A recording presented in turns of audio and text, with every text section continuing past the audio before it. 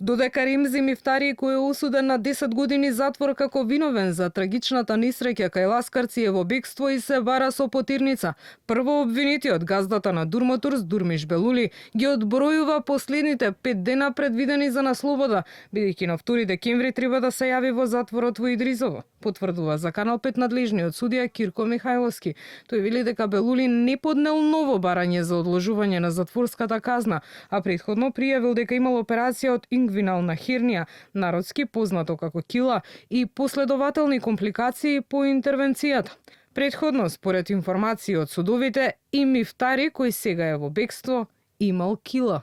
Дурмиш Белули поради здравствени компликации побара и доби ново одлагање на казната која му истекува на 1 декември, па на 2 ќе треба да се јави во затворот Идризово. До овој момент нема поднесено ново барање за одложување на затворската казна. Тој претходно беше хоспитализиран во Тетовската болница и лично во 2 наврата се уверив дека беше таму. За компликациите ме информираше и лекар од болницата. Пасошот сигурно е одземен во претходните постапувања додека траеше судењето. До сега безмалку 7 месеци и Мифтари, кој не се јавил сам за да оди во затвор, и Белули, кој треба тоа да го направи за 5 дена, го одложуваа издржувањето на казната затвор. МВР и официјално на веб страницата ја објави потерницата за Мифтари, а оттаму сметаат дека тој се уште е некаде во државава, со оглед на тоа што при проверките на граничните премини не бил регистриран негов излез. До сега лицето е недостапно за органите на прогонот и не е евидентирано на листата на патници и возила дека преминало некој од граничните премини.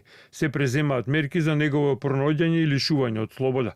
До овој момент во СВР Тетово Овара Гостивар нема судска наредба за посебен надзор за лицето ДБ од Гостивар. Правосилноста на затворските казни е од 9 мај годинава, кога апелација на газдата Дурмиш Белули повеќе од двојно му ја зголеми затворската казна, тоест од 4 на 10 години, а Мифтари од 6 доби исто толку, 10 години затвор. Сепак тие, за разлика од осудениот возач на автобусот Мануел Трифуновски, до сега немаат дојдено ни до затворската капија. Автобуската несреќа се случи во 2019 година. Загинаа 16 патници, а над 30 беа повредени.